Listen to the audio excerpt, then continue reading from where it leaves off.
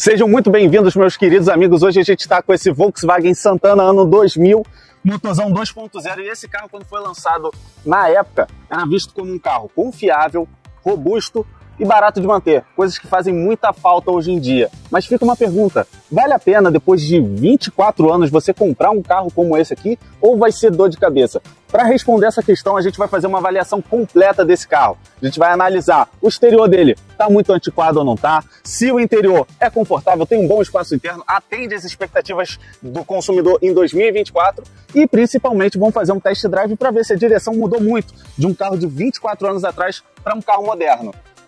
E no final, a gente ainda vai botar esse carro na oficina para a gente falar sobre a mecânica dele. Compensa ou não ter um Santana em 2024?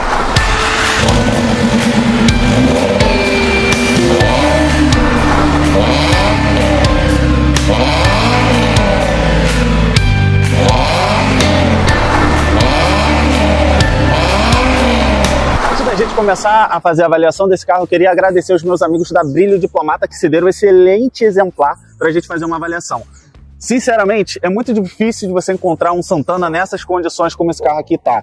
Carro com 24, quase 25 anos de uso, cara. Geralmente está todo detonado e eles cederam esse excelente exemplar para a gente fazer essa avaliação.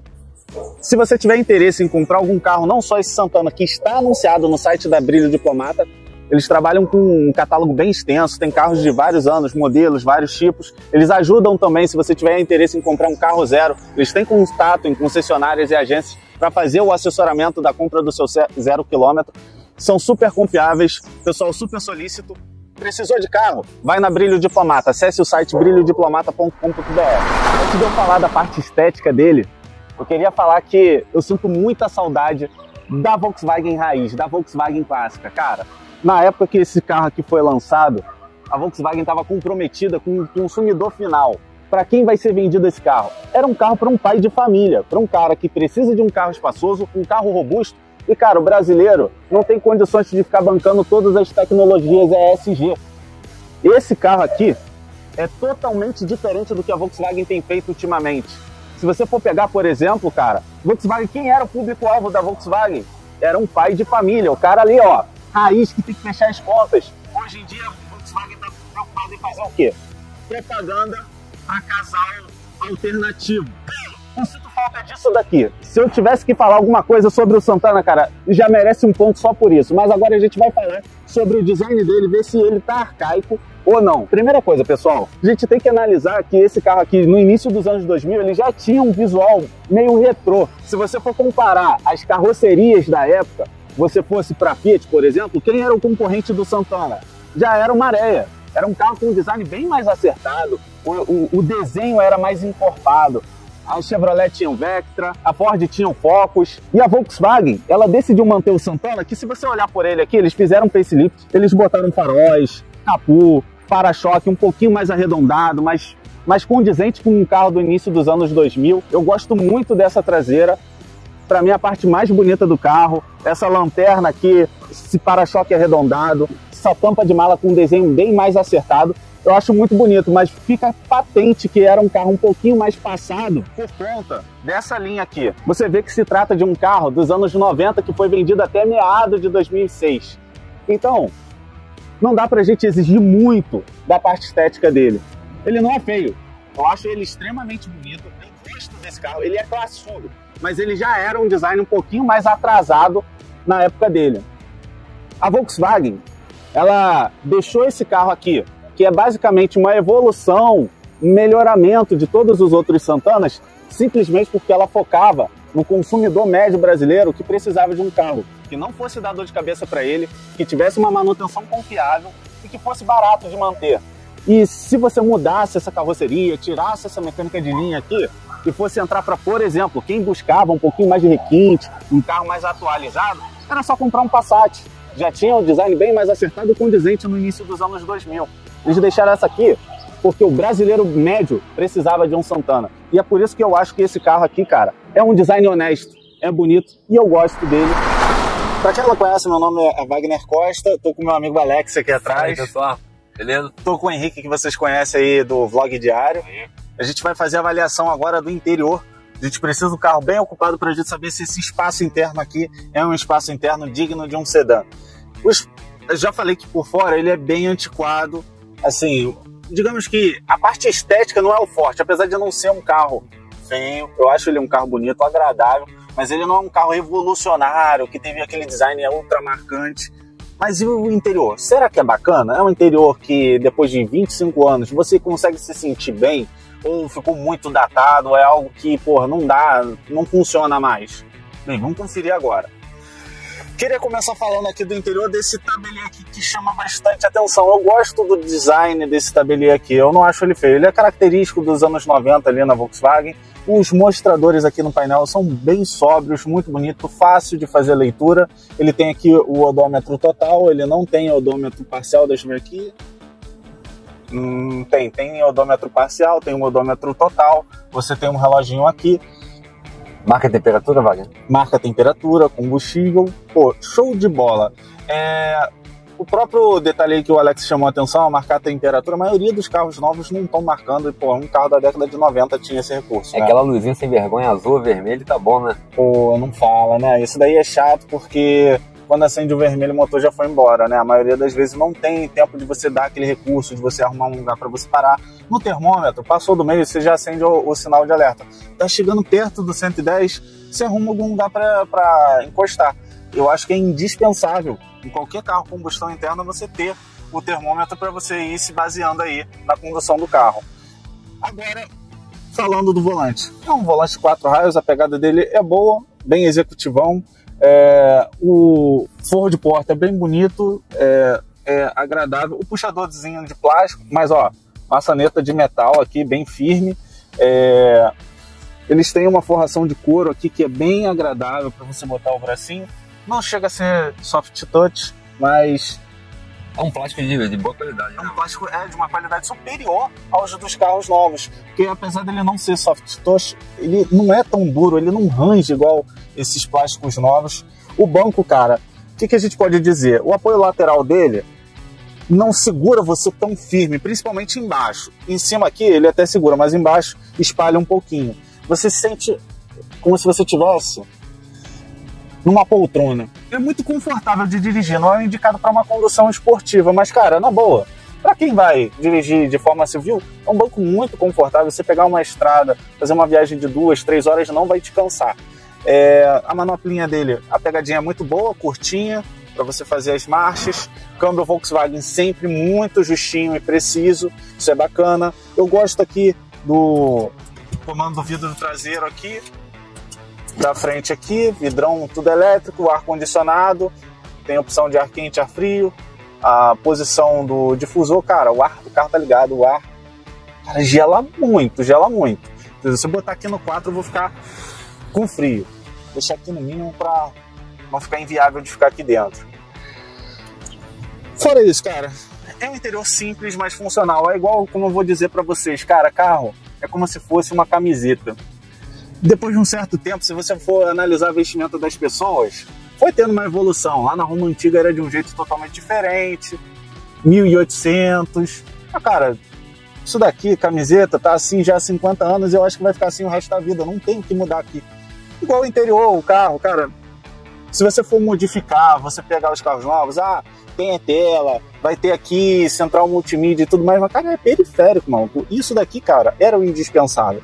E, sinceramente, é funcional e eu acredito que vai ser funcional durante muito tempo. Diferente de carros muito mais antigos, se a gente for pegar carro da década de 70, de 80, que aí começa a ficar esquisito o interior, a forma de dirigir é totalmente diferente. Bem, vamos falar do espaço interno agora. Eu tô aqui muito confortável aqui na frente, com os meus 1,80. Eu tenho aqui um bom espaço acima da minha cabeça, ou seja, se você é uma pessoa mais alta, o Santana pode considerar. Eu tô com 2 marmanjos aqui atrás. E aí, Alex, como é que tá aí atrás o espaço para você? Rapaz, tá confortável, o banquinho parece um sofá, né, cara? E o banco tá regulado pra sua altura, você é um cara alto, né? O Henrique também é um cara alto. Henrique, você tem quanto aí de altura? 81, 82 por aí. Mesma altura, ó. Dentro também bastante espaço aqui para as pernas, estão numa posição confortável e o banco realmente bem confortável também. Olha, atenção pro apoio de braço aqui no banco traseiro. O diretor, né, cara? Carro executivo, né, cara? É outro nível, entendeu? dá para comportar 4 adultos com conforto, 4 adultos altos, entendeu? Muito melhor do que muito carro novo que você vê por aí. E, cara, tem um espaço interno muito bom. Mala, cara, 480 litros quase de capacidade, uma mala muito, muito grande que, cara, é o suficiente para você fazer suas compras no supermercado. Você vai viajar, pode botar bastante mala ali, não atrapalha de jeito nenhum. Então, em termos de conforto e espaço interno, cara, é aquilo que eu falei para vocês. É antiquado, mas é funcional. Se você for pegar qualquer carro mais novo, cara, vai ser mais ou menos a mesma coisa que você tem aqui em termos de conforto. Você não vai se sentir desconfortável nesse carro aqui, entendeu? Bem, você pega um carrinho justinho como esse, bem novinho, bem cuidado, né, Wagner? Principalmente tem as comodidades de um carro popular hoje. É o quê? O ar, direção. O que é o necessário? É que, tipo assim, dos anos 2000 pra cá, cara, quase nada mudou. É você ter um ar-condicionado, uma direção hidráulica, bem levinha, você ter um vidrinho elétrico. Cara, isso aqui é o indispensável, entendeu? Ter uma tela, ter conectividade com Android, com sistema Apple, cara, tipo, dane-se, entendeu? Você pode botar um aparelho de multimídia por fora, você pode botar um media receiver, e aí você... se você quiser, pode botar um retrovisor com câmera integrada, você pode botar um sensorzinho de ré, essas coisas são atualizáveis, entendeu? Mas, na boa, não são indispensáveis. O indispensável esse carro aqui já tem, e isso que é bacana. Um carro de 20 anos, um carro de quase 30 anos na realidade, ele já te serve muito bem, aí você consegue usar ele com um ótimo nível de conforto. Vamos dar uma volta no carro, vamos ver como é que é esse carro aqui. A direção dele se muda bastante, a direção de um carro com 24 anos de uso para um carro mais moderno. Então, pessoal, a gente vai começar a fazer o test drive do carro. E olha, motorzão 2.0, cara, é uma coisa que você sente falta e, tipo assim, o downsize nunca vai entregar. Você tem esse torque em baixa rotação. Eu tô aqui, cara, 4ª marcha, 1.100, 1.200 RPM, 40 km por hora. Você encosta um pouco mais no acelerador, o carro já responde, entendeu?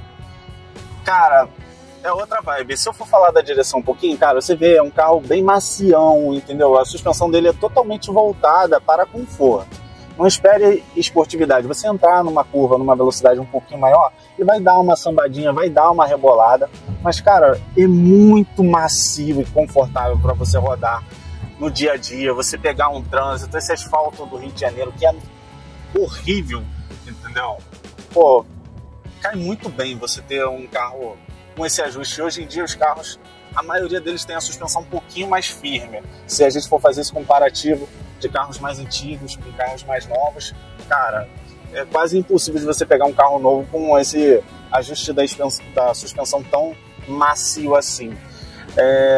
A direção, ela também não é tão precisa. Isso daí, você consegue perceber que tem um certo delayzinho aqui, ó. Eu tô na reta, se eu der uma jogadinha aqui, eu continuo na reta. Ele não faz o zigue-zague, não é aquela direção mais precisa e direta no mundo, mas não chega a incomodar. Não é como se você estivesse dirigindo uma caminhonete velha, uma Kombi velha cheia de folga, não. Longe disso. Mas é aquilo, não é a direção voltada para esportividade. É para quem usa o carro mais procurando um bom nível de conforto e tal. Por que ele tem essa suspensão com essa direção um pouquinho indireta, digamos assim? Não chega a ser uma folga. É por causa do sistema de balanças mais antigo, o sistema da caixa de direção dele também. Tipo assim, as buchas muito macia, muito mole. Por isso que o carro é confortável, ele não bate nada, mas ao mesmo tempo ele não tem a rigidez para pensar o movimento na hora que você mexe aqui no volante. Então, cara, estamos aqui, Rio de Janeiro, cara, deve estar batendo o quê? Sei lá, uns 30, 35 graus, o ar-condicionado tá gelando aqui, que tá uma beleza. Aqui na frente ele tem as saídas, atrás ele não tem saída de ar-condicionado, não. Mas e aí atrás, como é que tá a sensação aí do ar? Pô, aqui tá clima de montanha, não, Henrique? Montanha, bem fresquinho. O que falar sobre a direção do carro? É isso aí, cara, é um carrinho mais antigo, é diferente. Outro detalhe, cara, antigamente ninguém usava cinto nos carros, mas hoje em dia, cara, é indispensável para segurança. Então, a gente tem que sempre fazer essa ponderação. É um carro mais antigo. Você não pode esperar direção igual de um carro de 2021. Mas eu diria que a evolução que a gente teve nesses últimos 25 anos aí, cara, é bem pequena. Se a gente comparar esse Santana 2000 aqui com, sei lá, um Fusca 75, cara, é um salto quântico em nível de conforto, desempenho, funcionalidade, até mesmo a direção. É totalmente diferente, mas de um carro, sei lá, vamos sair do Santana, quem seria o equivalente ao Santana hoje em dia? É uma comparação difícil, cara. Seria o Volkswagen Jetta, né, que é o sedã médio. Só que, qual o problema?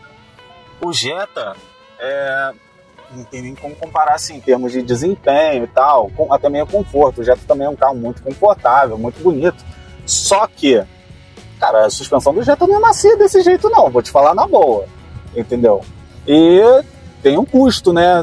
Quando a gente chegar na oficina e fique até o final do vídeo para você entender a proposta de você ter um Santana, é o seguinte, porra, uma diferença, um salto quântico em termos de custo de você manter um carro que era um sedã médio executivo de 25 anos atrás para um carro sedã médio executivo de hoje em dia. É outro nível, entendeu? É tudo muito mais caro.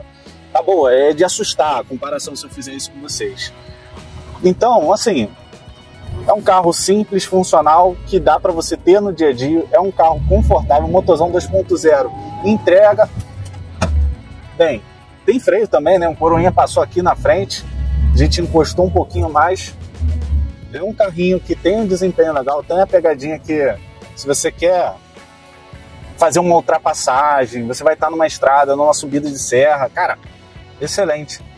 Se a gente for comparar com um carro da mesma faixa de preço, você tentar pegar um carrinho, sei lá, 2015, você vai pegar carrinho 1.4, 1.0, entendeu?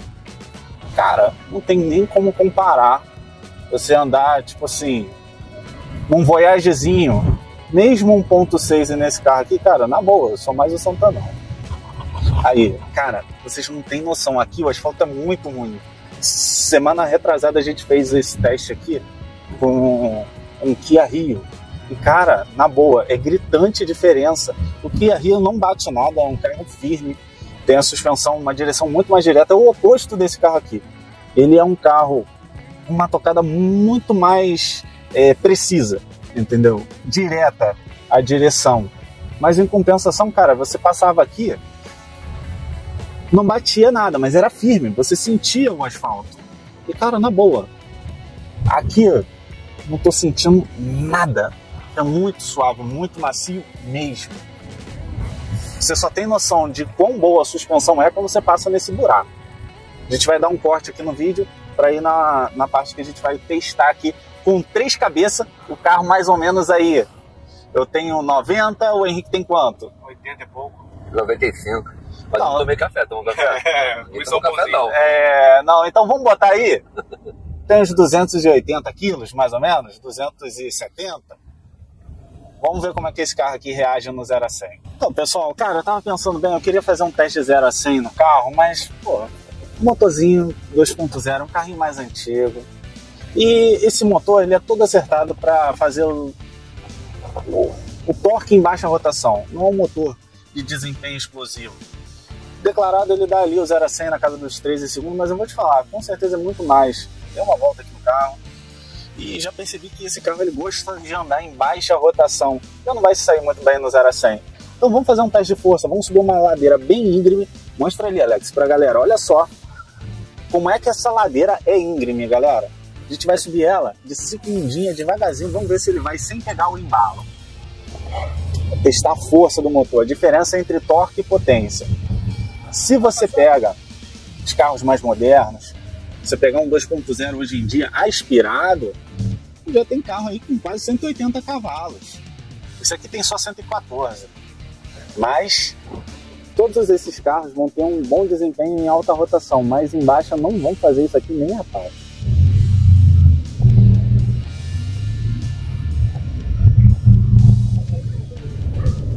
Subir uma ladeira dessa aqui, ó, sem pegar embalo, segundinha.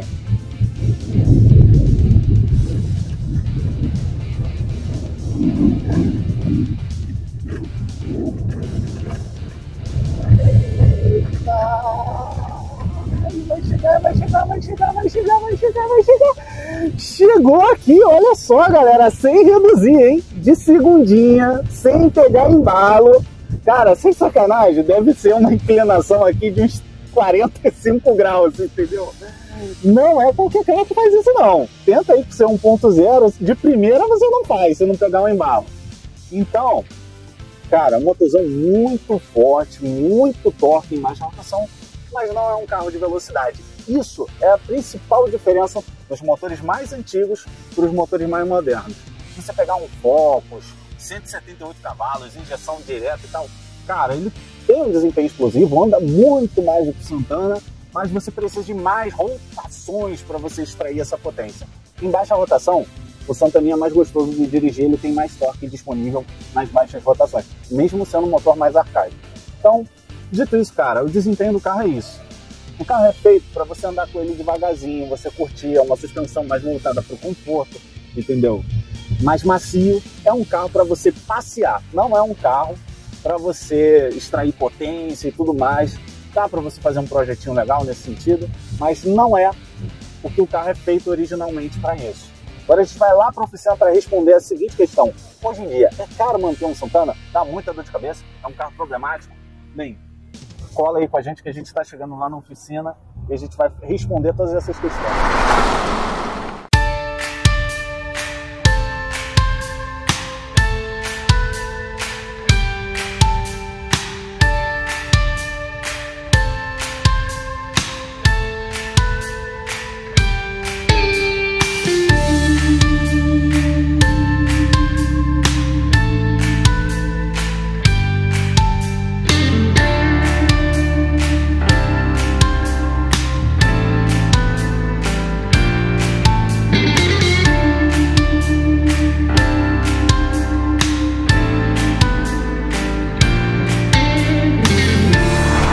A gente já deu uma volta no carro, o carro ele é um carro voltado para uma direção, para quem busca mais conforto, é um carro mais executivo.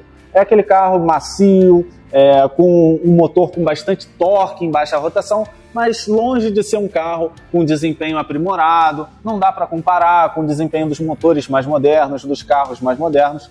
Ele falta um pouquinho de fôlego em alta rotação. A direção ela não é a mais precisa do mundo, ela é muito mole para você entrar numa curva um pouquinho mais forte, mas o que importa é o seguinte, se você busca conforto e topa pegar um carro mais antigo, você deve estar interessado em saber, ele vai dar dor de cabeça? É um carro com a manutenção cara, é um carro problemático, depois de 20 anos, compensa você pegar um Santanão? Vamos responder isso agora. Wagner, tô curioso, é uma lasanha que dá para ter ou não é uma lasanha?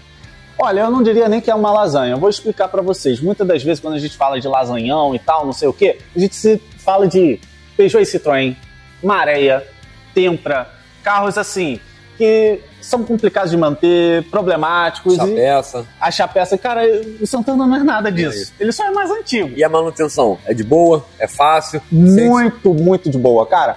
Se olha só, fazer aquela revisão básica de trocar óleo e filtro, quanto é que sai isso daí mais ou menos? Vai? Cara, não chega a gastar R$400. Botando óleo bom, filtro de óleo. Óleo bom, filtro de óleo. Sim, material tudo de primeira linha. De ar-condicionado. Se você for botar um óleo Motul e tal, de última geração, e fazer uma parada assim, muito além do que pede... Que não há nem necessidade, né? Aí você gasta R$500, R$600, o que, assim, você vai gastar mais ou menos isso em qualquer carro básico hoje em dia. E aquelas manutenções que a gente tem que se preocupar, como correia dentada, embreagem, suspensão, fala um pouco mais sobre isso. Olha, cara, aí é que tá, é muito barato, é tudo muito barato. Tipo, é um dos carros que basicamente não existem mais, entendeu? Você vai trocar uma correia dentada, esse carro aqui é completo, tem ar, direção, então ele tem a correia Poli-V dele é maior, ele tem tensor na Poli-V. O que é mais caro é o tensor da Poli-V, que você vai pagar R$250. Que te dá correia dentada, vai achar entre R$150 e R$200. Cara, de material você não gasta nem R$500. Mão de obra, muito bem cobrado, vai cobrar mais uns R$350. Um carro que você vai gastar R$800, R$850 para trocar todas as correias, cara, nem carro 1.0 você faz isso hoje em dia. Para rodar 50 mil quilômetros, né? Para rodar 50 mil quilômetros. Uma embreagemzinha aí dessa máquina. Cara, olha, a embreagem é tão ridículo de barato que, olha só, se você for um cara muito cuidadoso, aquele cara que é exigente, você vai comprar uma embreagem Sachs, um maluco, vai pagar na faixa de 500, 600, talvez 700 reais, dependendo de onde você vai encontrar. Mão de obra muito bem cobrado para trocar esse kit de embreagem, cara, você vai pagar aí 500, 600 reais, porque é muito fácil, muito simples. Só para efeito de comparação. Todo mundo fala que o Jetta 2.0 é um Santanão. Cara, o Jetta, para você fazer a embreagem, você vai gastar o triplo. Mão de obra é muito mais cara, as peças são mais caras. Por quê? Porque é um Jetta? Não, porque é muito mais trabalhoso. Fazer uma embreagem de um Jetta, você vai demorar aí, vamos dizer, de 4 a 6 horas de trabalho direto. Nesse caso aqui, se você fizer com raiva, você faz em 1h30, entendeu? É muito simples. Então, por isso que é muito mais barato. Você fazer uma embreagem, mão de obra, peça, você não gasta 1.100, talvez, entendeu? Muito baratinho. Freios, trocar pastilha de disco dianteiro, você gasta aí uns 500, 600 reais. Mão de obra e peças. Cara, é muito em conta. Fazer suspensão, então, nem se fala, é ridículo. Você não gasta 2.000 reais de material. Trocar os 4 amortecedores, kit, balança, quero fazer uma suspensão toda zero. Mão de obra, tudo, cara, você não vai gastar 3.000. Se você fosse pegar um Voyage 2020, você gasta mais do que isso. Wagner, então é um carrinho que eu posso ter um carro de dia a dia. Viajar, família, para tudo. Olha, vamos lá agora pra gente falar a realidade. Você pode ter, desde que seja um carro igual a esse. Você vai comprar um carro muito inteiro. Esse aqui, que é Brilho Diplomata, reservou pra gente fazer essa avaliação, tá com 178 mil quilômetros. Cara, é um carro impecável. Não precisa fazer embreagem, não precisa fazer suspensão, tá com todos os acabamentos internos, todos os frios no lugar, o carro tá muito bonito, tá confortável. Você pegar um carro desse, que não esteja nessa condição, com motor ruim, suspensão toda para fazer e tal, cara, vou pegar um projetinho para fazer, não é tão simples assim. A Brilho Diplomata tá pedindo 30 mil reais nesse carro aqui. Só para efeito de comparação, se você comprar um Santaninha de 15 mil, para fazer suspensão, o motor já tá fumando, tá dando uma rajadinha, a injeção não tá acertada, ele tem injeção eletrônica, esse carro aqui, então, se tiver problema no sensor, não é nada muito caro, mas se pegar o acumulado e você fazer um carro todo... Você não quebra, né, Wagner? Aí você... mesmo assim, né, vai sair o valor de um carro... Vai sair muito mais... Vai sair mais caro do que esse. Você vai ter mais trabalho também, né? Dor de cabeça aí, sabe o que acontece? Muita gente nesse meio, Wagner, só te interrompendo, acho que pagar barato num carro mais ou menos é mais vantajoso do que pegar um carrinho filé que nem esse. Não, aí é que tá. É justamente o contrário. Quando você vai comprar um carro mais antigo, pague o mais caro possível para pegar o melhor exemplar. Não pega um carro... 12, 15 para ajeitar, né, Wagner? Vai sofrer e vai ficar com raiva do carro. Justamente. Não é só a questão financeira. Vou comprar por 15 mil, eu tenho 15 mil para gastar, eu faço um carro. Não é assim que a conta funciona. Você vai pegar o carro, vai começar a rodar, aí você vai fazer as primeiras manutenções, aí você gasta 5 mil e o carro continua sendo ruim. Aí você gasta 10 mil e o carro continua sendo ruim. E o carro não é tão bonito assim. Desalinhado, torto, né? Então, é o que eu tô falando.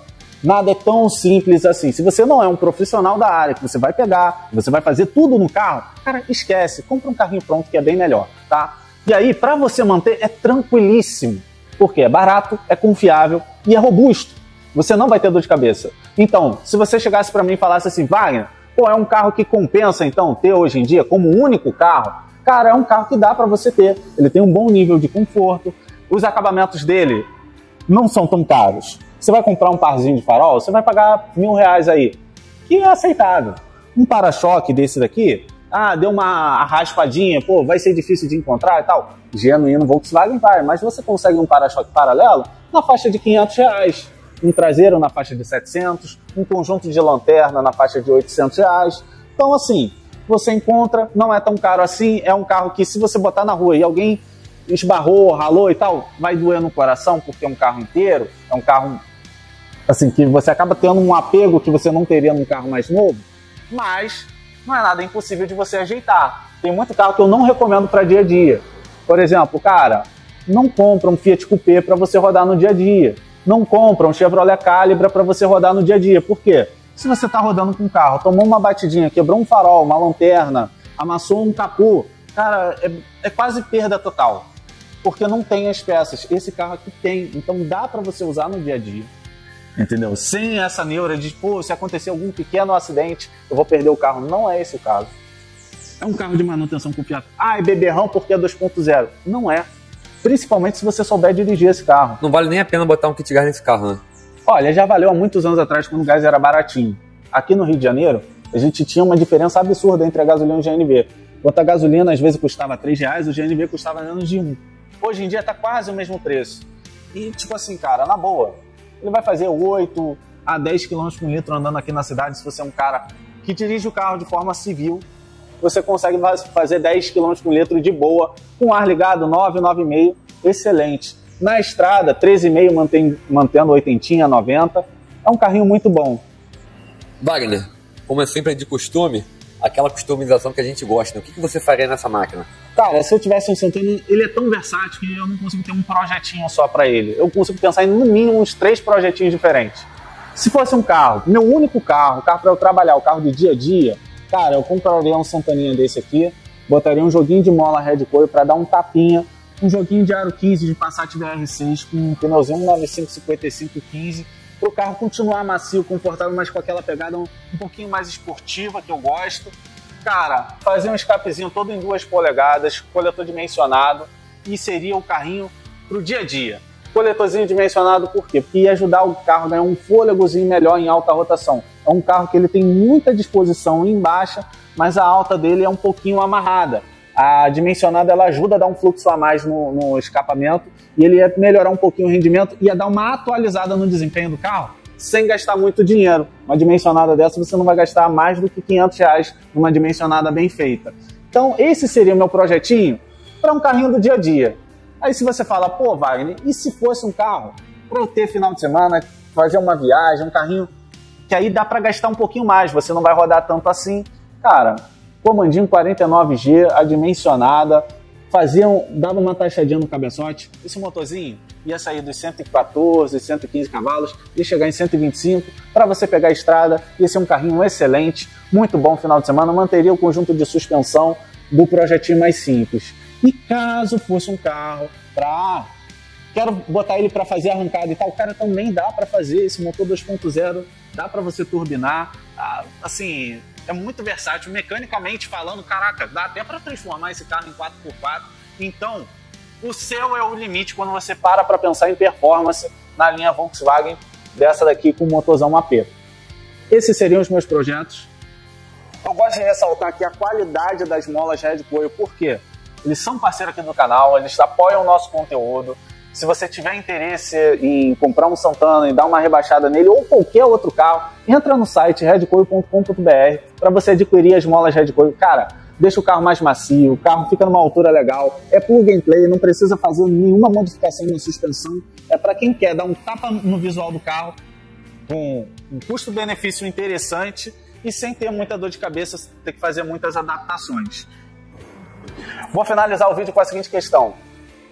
Vocês teriam um Volkswagen Santana? Topariam abrir mão de ter um carrinho 2010, 2015, voltar 10 aninhos atrás para você pegar uma máquina dessa daí? Você estaria disposto a isso? Ou você é daqueles que, não, Wagner, eu preciso ter um carrinho mais novinho?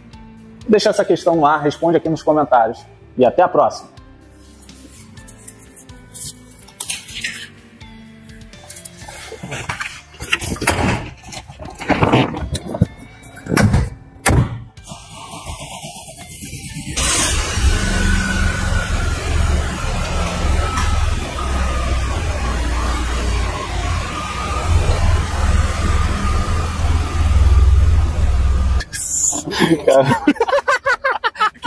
Cara, muito idiota.